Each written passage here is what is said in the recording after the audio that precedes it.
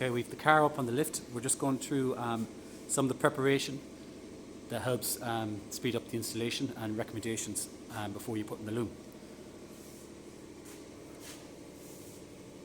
Okay, here you can see inside the right valance. And Mike's just going to point out some things that he recommends for installation. So basically before install we recommend 40mm hole board here. There's a grommet along with the valance kits that fills that hole.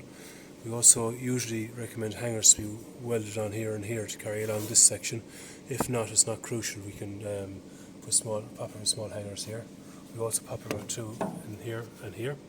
They carry the loom to come down the way.